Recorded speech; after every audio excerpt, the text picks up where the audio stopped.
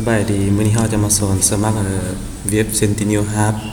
ก่อนอื่นเมื่อเราก็เข้า Google แล้วพิมพ์ใส่ www Sentinel Hub แล้วก็คลิกใส่แล้วจะเข้ามาหน้าต่างนี้จะเป็นหน้าต่างหลักของมัน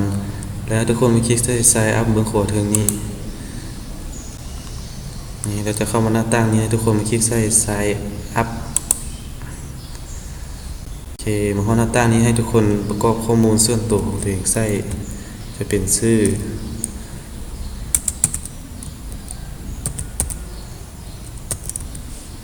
แล้วก็นามสกุล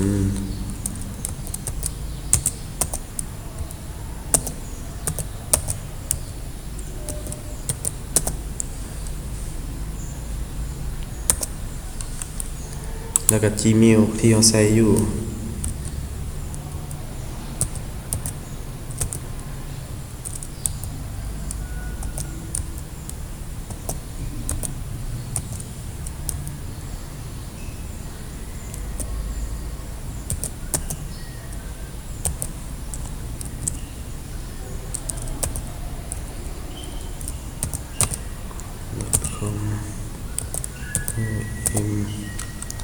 สำหรับรหัสเมนให้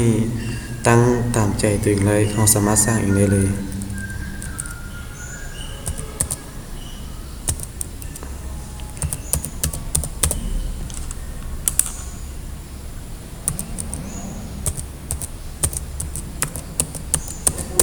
แล้วก็คลิกใส่ Sign Up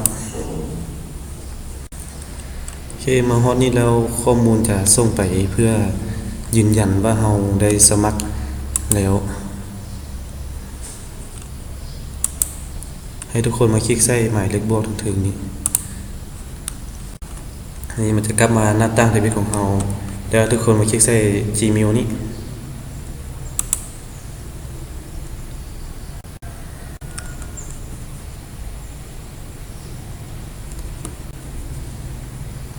โอเคมาฮอตนี้แล้วให้ทุกคนมาคลิกใส่ Sign Up นี่ได้ส่งมาแล้วนี่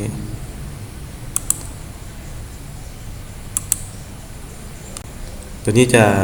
บ่งบอกถึงว่าเราได้สมัครแล้วให้ทุกคนมาคลิกใส่ตัวนี้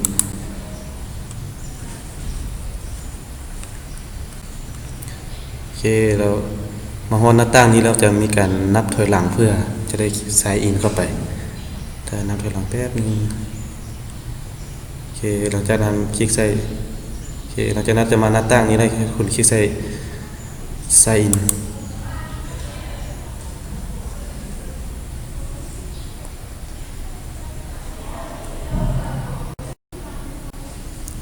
เรียบร้อยมาฮอตนี่ก็ถือว่าเราสามารถสมัครได้สำเร็จแล้วสำหรับใครที่เข้ามาเบิ่งก็ขอขอบใจเนาะกด Subscribe เลยกดไลค์กดแชร์พวกเราเนี่ยขอขอบใจ